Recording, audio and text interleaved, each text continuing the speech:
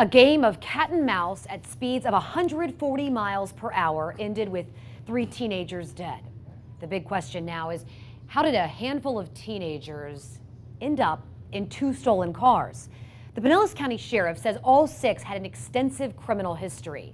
Combined, they'd been arrested more than 120 times. This isn't the first time a group of teenagers has died in a stolen car in Pinellas County.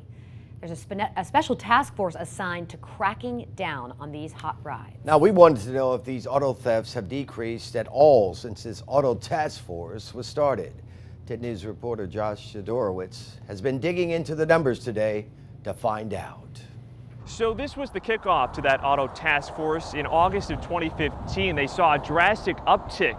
That year, many of the suspects were teens, just like we saw this weekend in Palm Harbor, where 3 were killed crashing a stolen vehicle. And just like we saw last March, where deputies say 3 teen girls with a history of stealing cars crashed into a St. Pete pond trying to get away. 1022, he's not stopping. But have things gotten at all any better? I found it's mixed at best. So here is how many auto theft arrests were made in St. Pete in 2015. A whopping 68% of them were juveniles. Last year, that number dropped by nearly half, but still that represents about 59% of juveniles. St. Pete police said that's a 16-year low. Sounds like progress. Pinellas County Sheriff says not quite. We have seen some squeezing of the balloon with this. The auto thefts have been down in St. Petersburg and up other places of the county. We've seen that. We saw it significantly during one portion of last year where they were down significantly in St. Pete and up like 80% in Pinellas Park. The bottom line of this is this is a county-wide problem. This is not a problem that is unique to any particular city or any location within the county. And what we know from the numbers in 2017 is we're up over 2016. Overall, Pinellas County still has more juvenile auto theft arrests than the statewide average. The sheriff says he is far from finished working to address the issue, too, and that he plans to push for some legislation changes at the state capitol to hopefully help. Josh Sidorowitz, 10 News. We also checked with Tampa police, and the situation there doesn't seem to be improving either.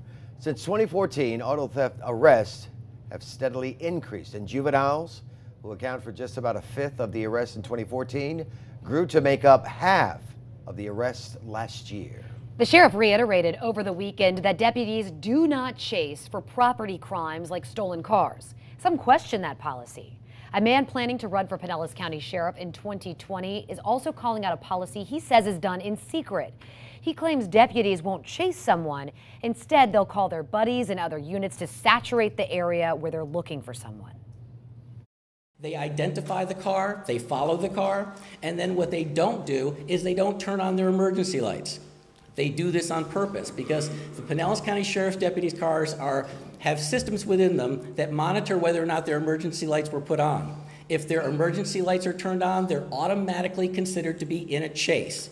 So in order to not violate the first public chase policy, the secret chase policy has them not turning on their emergency lights.